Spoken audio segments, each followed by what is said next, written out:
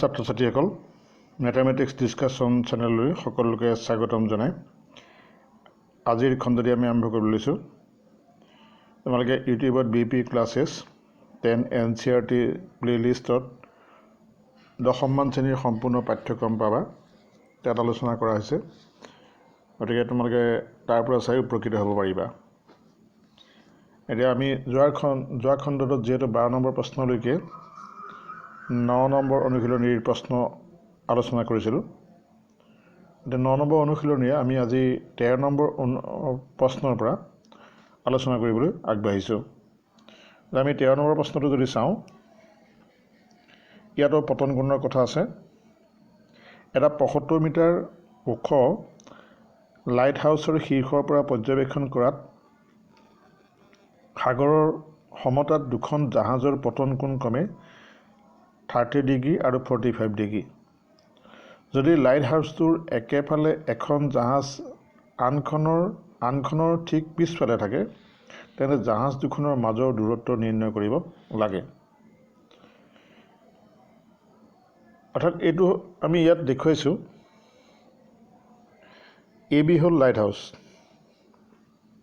A B light house, তাৰ শীৰ্ষৰ পৰা দুখন জাহাজ সাগৰত আছে, এখন জাহাজ পি জাহাজ, এখন কিউ জাহাজ একেফালে আছে। এই দুইখন অলপ আঁতৰা আঁতৰিকৈ আছে, কিন্তু মাজত কিমান দূৰত্ব আছে, তাত পি আৰু কিউৰ মাজত কিমান দূৰত্ব আছে, সেই দূৰত্বটো উলিয়াব লাগে। যিহেতু ইয়াত দিয়া আছে, এই কোণকেইটা কিন্তু দিয়া আছে যে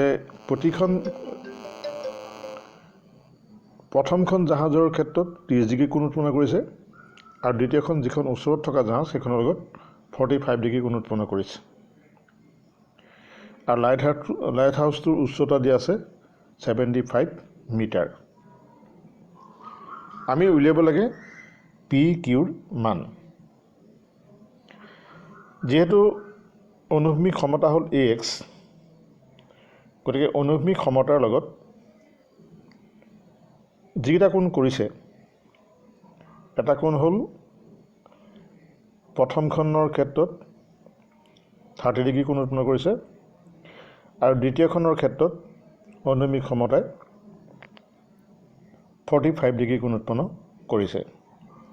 দুইখনৰ ক্ষেত্ৰত বিভিন্ন কোণ উৎপন্ন কৰিছে।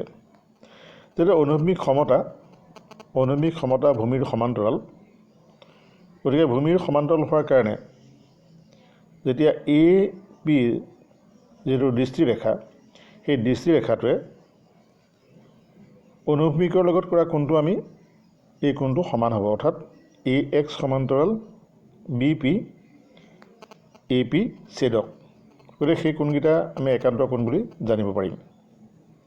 গতিকে XAP কোণ, অৰ্থাৎ এই কোণটোৰ মাপ, অৰ্থাৎ প্ৰথমখন জাহাজৰ যিটো দৃষ্টিৰেখা, সেই দৃষ্টিৰেখাটোৰ কোণৰ মাপ হ'ল যদি 30 ডিগ্ৰী, সেই 30 ডিগ্ৰী মান APB কোণৰ পৰিমাণৰ লগত সমান হ'ব, একান্তৰ কোণ হোৱাৰ কাৰণে।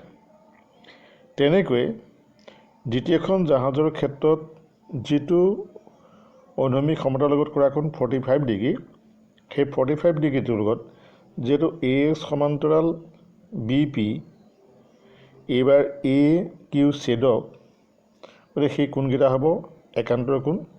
গতিকে সেই কোণটোৰ লগত সমান আমি লিখিব পাৰিম AQB কোণ।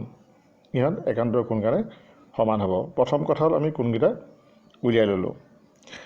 তাৰপিছত আমি যিহেতু উলিয়াব লাগে কিউ পিৰ মান, বি কিউৰ মান আমি যিহেতু ইয়াত দিয়া নাই, বি কিউৰ মান মাত্ৰ এটাই ইয়াত দিয়া আছে, সেই মানটো হ'ল AB। এতিয়া আমি দুটা বাহুৰ মান নাজানো। আমি যিটো AB বাহুডাল,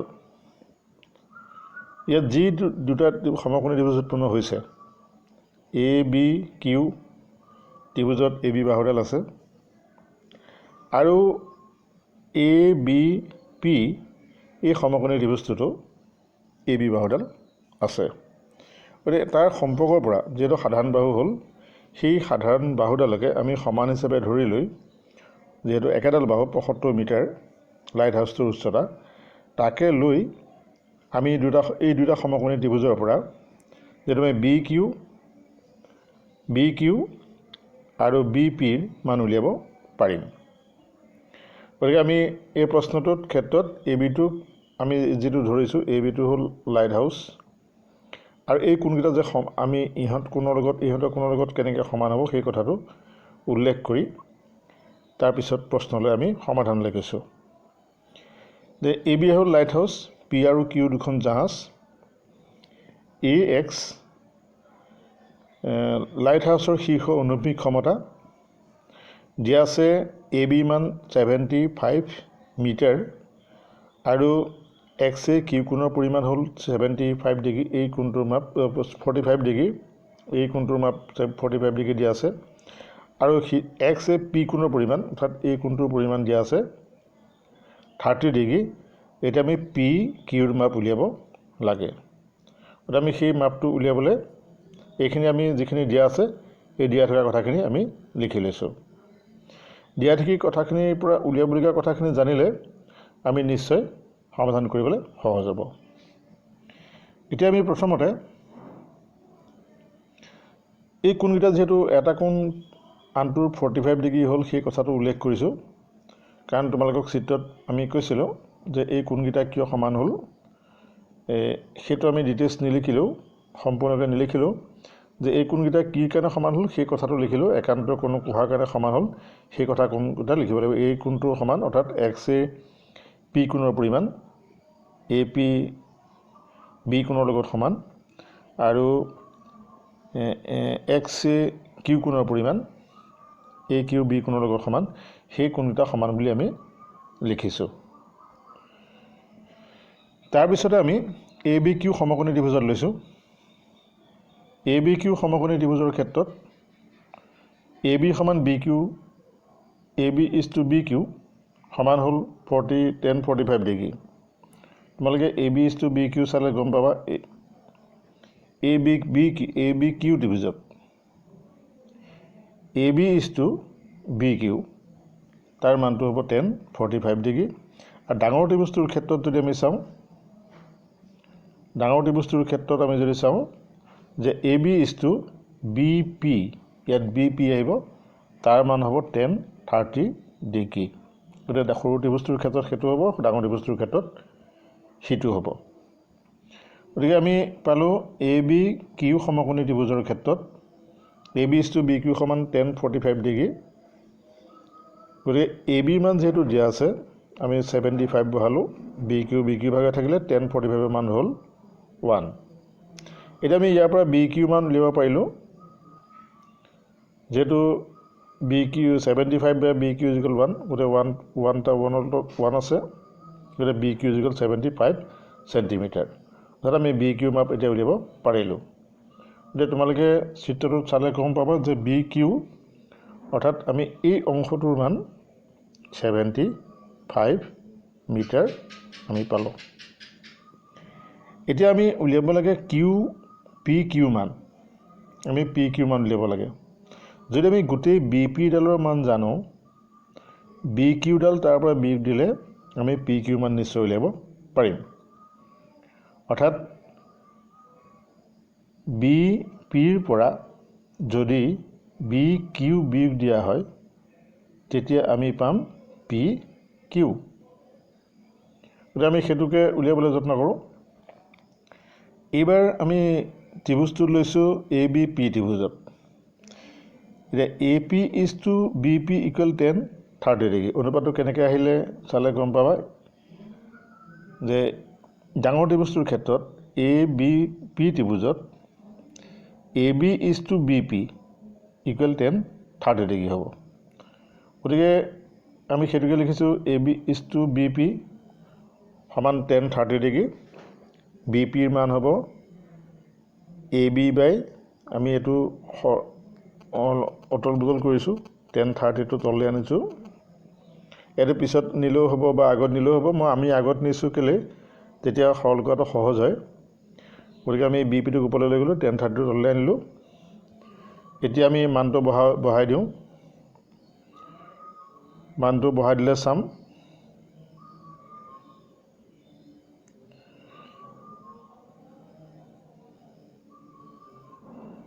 tan 30 ডিগ্ৰী গতিকে tan 30 ডিগ্ৰী মান যেহেতু √3 গতিকে আমি লিখিব পাৰিম BP ইকুৱেল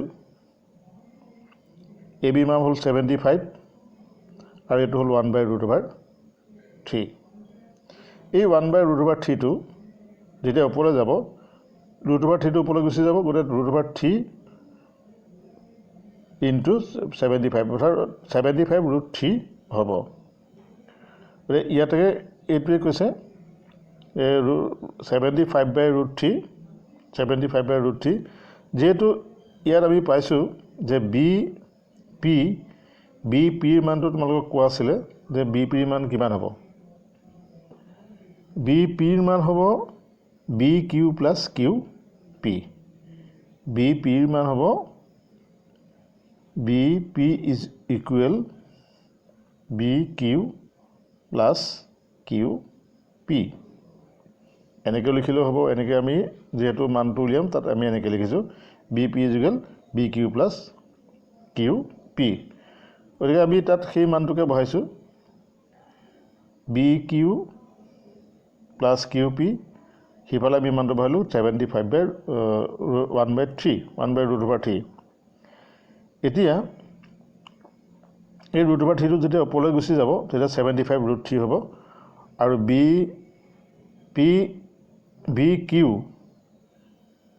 BQ মানটো আমি যেহেতু পাম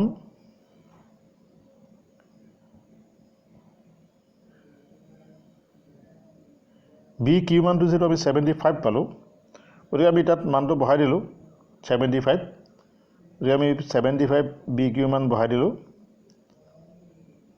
75 এতিয়া QP মান উলিয়াবলৈ হ'লে এই 75টো সমান চিহ্নৰ সোঁহাতে লৈ গ'লে মাইনাছ চিহ্ন আহিব 75 গতিকে QP মান হ'ব দুইটাতে 75 আছে 75 কমন ল'লোঁ √3 + 1 গতিকে QP হ'ল জাহাজ দুখনৰ মাজৰ দূৰত্ব গতিকে আমি জাহাজ দুখনৰ মাজৰ দূৰত্ব 75√3 - 1 লিখিব পাৰিম গতিকে আমি এইটো প্ৰশ্নৰ সমাধান এনেদৰে কৰিব পাৰিম তোমালোকে এটা কথা লক্ষ্য কৰিছা যে যেতিয়া পতন কোণৰ কথা দিয়া থাকে তেতিয়া সেই পতন কোণকেইটা আমি সমকোণী ত্ৰিভুজৰ কাৰণে বেলেগ দুটা সমকোণী ত্ৰিভুজৰ কাৰণে সমান্তৰাল ধৰ্ম বা সামান্তৰিক ধৰ্ম বা যিকোনো ধৰ্ম এনেকৈ ব্যৱহাৰ কৰি আমি সমাধান কৰিব লগা হয় গতিকে সেই ধাৰণাটো মনলৈ আহিব লাগিব ইয়াৰ পিছতে আমি পিছৰ প্ৰশ্নটোলৈ গৈছোঁ যেহেতু পিছৰ প্ৰশ্নটোত তোমালোকৰ কিতাপত এটা চিত্ৰ দি থোৱা আছে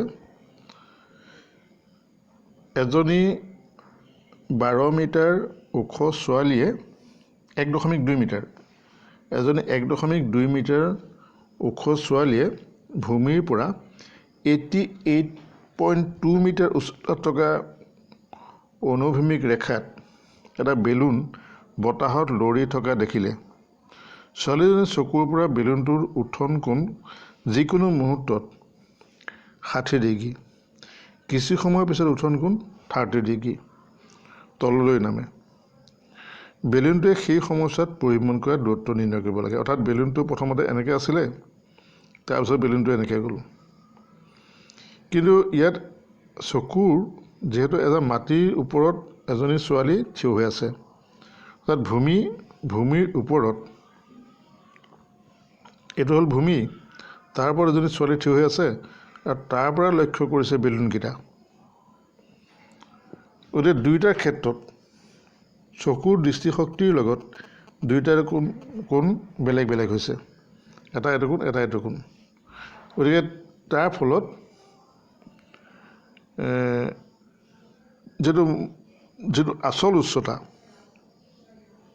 ছোৱালীজনীৰ চকুৰ পৰা আমি এইটো জোখ লৈছোঁ কিন্তু আচল উচ্চতাটো হ'ব ভূমিৰ পৰা যিটো দূৰত্ব সেইটো দূৰত্ব কিন্তু ছোৱালীজনীৰ চকুৰ দৃষ্টিশক্তিৰ লগত অৰ্থাৎ ছোৱালীজনীৰ উচ্চতাটোৰ লগত এই ওপৰৰ উষ্ণতাটো যোগ হৈ পেলাইহে সেইটো উচ্চতা হৈছে এতিয়া তাক আমি বুজি পোৱাকৈ চিত্ৰটো আঁকিবলৈ হ'লে আমি বেলুন দুটা আঁকিছোঁ। এইখিনি হ'ল ভূমি জেগা। এই ভূমিৰ পৰা 1.2 মিটাৰ ওখ হ'ল ছোৱালীজনী, অৰ্থাৎ তাৰ দৃষ্টিশক্তি আছে ইয়াত, আৰু এইটো হ'ল অনুভূমিক ক্ষমতা। এই অনুভূমিক ক্ষমতাৰ লগত যিটো কোণকেইটা উৎপন্ন কৰিছে, এটা 30 ডিগ্ৰী, এটা 60 ডিগ্ৰী। প্ৰথমতে বেলুনটো ইয়াত আছিলে, তাৰপিছত বেলুনটো হালি পেলাই ইয়ালৈ গুচি গ'ল, অৰ্থাৎ কোণটোৰ পৰিমাণ কমি গুচি গ'ল। তেতিয়াহ'লে আমি উচ্চতাটো যদি জুখিবলৈ চাওঁ, 1.2, মোৰ উচ্চতাটো হ'ল মাটিৰ পৰা 88.2। ছোৱালীজনীৰ উচ্চতাটো বাদ দিলে এই যিকেইটা সমকোণী ত্ৰিভুজ হ'ব, তাৰ উচ্চতাটো হ'ব 88.2ৰ পৰা 1.2টো বিগ দিব লাগিব। অৰ্থাৎ আমি কৰিব লাগিব কি, মুঠ যিটো দূৰত্ব আছিলে 88.2ৰ পৰা এই সৰু দূৰত্বকণ, অৰ্থাৎ ছোৱালীজনীৰ উচ্চতাকণ বিগ দিলে আমি এই উচ্চতাটো পাম। গতিকে আমি সেই উচ্চতাটো উলিয়াবলৈ হ'লে আমি প্ৰথম বিগ কৰি চাব লাগিব। তেতিয়া আমি দেখিলোঁ যে আগৰ দৰেই সমকোণী ত্ৰিভুজ উৎপন্ন হ'ব। সেই সমকোণী ত্ৰিভুজত কি কি মান দিয়া থাকিব, যিহেতু এই অংশটোৰ মান আমি উলিয়াব পাৰিম, অৰ্থাৎ পি মান উলিয়াব পাৰিম, অৰ্থাৎ পি কিউ মান উলিয়াব পাৰিম। আৰু আমি সমকোণী ত্ৰিভুজটোত দুটা সমকোণী ত্ৰিভুজত এটা হ'ল পি কিউ চি আৰু আনটো ত্ৰিভুজ হ'ল B C A B C. এই দুটা সমকোণী ত্ৰিভুজৰ ক্ষেত্ৰত আমি মান উলিয়াব পাৰিম, যিহেতু ইয়াৰ উচ্চতাটো মান, যিহেতু উচ্চতা, সেই উচ্চতাৰ মানটো একে থাকিব, অৰ্থাৎ পি কিউ সমান এ বি হ'ব। উচ্চতা একে থাকিব, কিন্তু ইহঁতৰ মাজৰ এতিয়া আমি দূৰত্বটো লিখিব লাগে, অৰ্থাৎ বি কিউ মাপ উলিয়াব লাগে, কিমান দূৰ অহা যোৱা কৰিলে। গতিকে আমি তাত প্ৰথমতে পি আৰৰ মান যিহেতু আছে, পি আৰৰ মানৰ পৰা কিউ আৰ মানে ছোৱালীজনীৰ উচ্চতা দি থোৱা আছে 1.2, তাৰ পৰা আমি চকুৰ সমতাৰ পৰা কিমান উচ্চতাত আছে বস্তুটো, বেলুনটো, তাৰ মান উলিয়ালোঁ 87 মিটাৰ হ'ব। এতিয়া সেই সমকোণী ত্ৰিভুজ দুটাত এটা কোণ যিহেতু 30 ডিগ্ৰী দিয়া আছে, অৰ্থাৎ এই কোণটো 30 ডিগ্ৰী দিয়া আছে, তেনে ক্ষেত্ৰত P Q is to C Q, P Q is to C Q, তাৰ মানটো হ'ব 1030 ডিগ্ৰী। গতিকে ত্ৰিভুজ আৰু এ বি চি ত্ৰিভুজত যদি আমি চাওঁ, A B is to B C, A B is to B C equal 1060 degree. গতিকে আমি প্ৰথম এ বি চি ত্ৰিভুজত লৈছোঁ। এ বি চি ত্ৰিভুজত আমি যদি চাওঁ, A B is to B চিৰ মান হ'ল 1060 ডিগ্ৰী। বি চিৰ মান হ'ব, ইয়াক আমি লৈ আহিলোঁ, বি চিক তেনেকৈ লৈ গ'লোঁ, বি চিৰ মান হ'ব এ বি বাই 1060 ডিগ্ৰী। যিহেতু এতিয়া বি চিৰ মান উলিয়াবলৈ হ'লে 1060 ডিগ্ৰীৰ মান যিহেতু √3, গতিকে বি চিৰ মান হ'ব 87/√3। গতিকে এইখিনিলৈকে তোমালোকে নিশ্চয় বুজি পাইছা যে আমি এ বি চি সমকোণী ত্ৰিভুজৰ ক্ষেত্ৰত সেই মানটো লৈছোঁ। আৰু যিহেতু ইয়াত যিখিনি দিয়া আছে, সেই দিয়া থকা কথাখিনি কিতাপৰ প্ৰশ্নতে দি থোৱা আছে, আমি মাথোন এটাই উলিয়াইছোঁ, পি কিউৰ মান বা পি কিউৰ মান যিহেতু এ বিৰ মানৰ লগত সমান, সেই কথাটো উল্লেখ কৰি আমি সেই দুটা মানটোহে মাত্ৰ ইয়াত উলিয়াইছোঁ। তাৰ মানটো কেনেকৈ উলিয়াইছোঁ তোমালোকে গম পাইছা। মুঠ ভূমিৰ পৰা দূৰত্ব 88.2 মিটাৰ, আনহাতে ছোৱালীজনীৰ উচ্চতা হ'ল 1.2 মিটাৰ। গতিকে তাৰ পৰা আমি বিগ দিছোঁ, বিগ দি পেলাই 87 পাইছোঁ। এতিয়া বি চিৰ মান আমি পালোঁ, অৰ্থাৎ আমি সেই সৰু অংশটোৰ মান পালোঁ। এতিয়া আমি গোটেই অংশটোৰ মান যদি চি কিউৰ পৰা আমি যদি বি চি বিগ দিওঁ, তেতিয়াহ'লে আমি বি কিউ মান পাম, যিহেতু আমাক উলিয়াব লাগে বি কিউ মান, অৰ্থাৎ বেলুন দুটাৰ মাজৰ কিমান দূৰত্ব সেইটো উলিয়াব লাগে। গতিকে আমি সেইটোৰ ক্ষেত্ৰত ইটো সমকোণী ত্ৰিভুজ ল'ব লাগিব PQC সমকোণী ত্ৰিভুজ ল'ব লাগিব গতিকে PQC সমকোণী ত্ৰিভুজত লৈ আমি বাকীটো অনুপাত উলিয়াব পাৰিম গতিকে সেইটো প্ৰশ্ন উলিয়াবলৈ গ'লে আমি আগৰ প্ৰশ্নটোত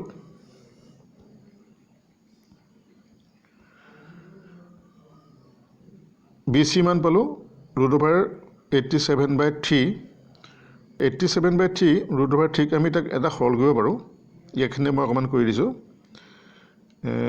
BC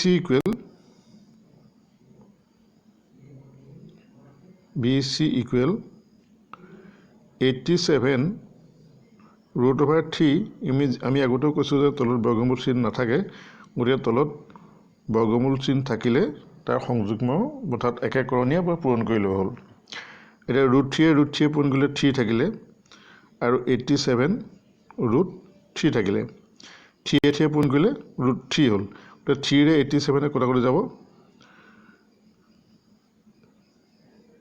29 √3 হ'ব গতিকে আমি সেইটোকে আমি সেই পিছৰ পৃষ্ঠাত কৰিছোঁ 87 তাত √3 পূৰণ কৰিছোঁ আৰু তাত 29 √3 হ'ব এতিয়া আমি দ্বিতীয়বাৰৰ ক্ষেত্ৰত সমকোণী ত্ৰিভুজটো যদি চাওঁ PQ is to CQ equal 10 30 degree আমি এবাৰ চিত্ৰটো যদি লক্ষ্য কৰোঁ PQ is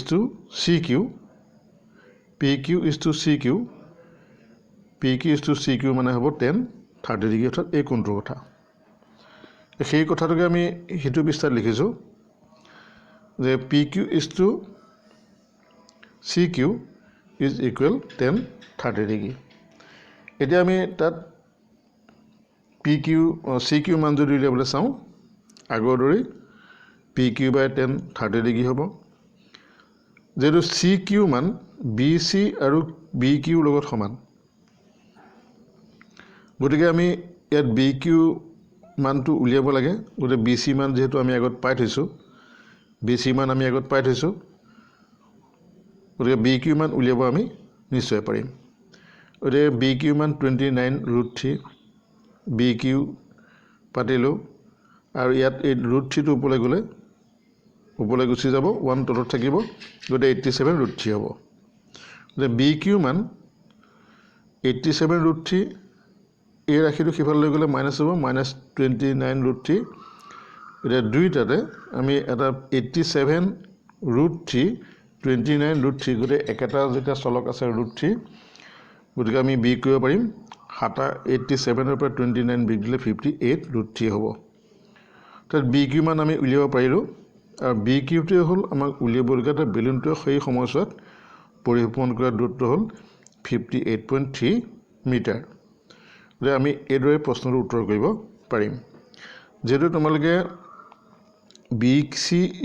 BC plus BQ সেইটো মানে CQ এই তোমালোকে চিত্ৰত দেখিলে পাবা যে BC আৰু BQ যোগ কৰিলে হ'ব CQ সেই প্ৰশ্নটোকে সেইটোকে আমি ইয়াত লিখিছোঁ BC is to BQ equal BC plus BQ equal আমি CQ উল্লেখ কৰিছোঁ গতিকে নিশ্চয় বুজি পাইছে প্ৰশ্নটো যেহেতু গোটেইবিলাক প্ৰশ্ন প্ৰায় একে ধৰণৰ প্ৰশ্ন মাত্ৰ তাত অকণ কথা বদলি আছে ক'ৰবাত কোণৰ বেলেগ আছে ক'ৰবাত বাহুৰ বেলেগ আছে ক'ৰবাত কোণ পতন কোণৰ কথা আছে গতিকে এই কথাবিলাক বিশেষ জটিলতা নাই বুলি ভাবিছোঁ নিশ্চয় বুজি পাইছা গতিকে আজিৰ পাঠ ইমানতে সামৰিছোঁ ইয়াৰ পিছৰ খণ্ডত আমি ইয়াৰ পিছৰ প্ৰশ্নসমূহ উত্তৰ আলোচনা কৰিবলৈ যত্ন কৰিম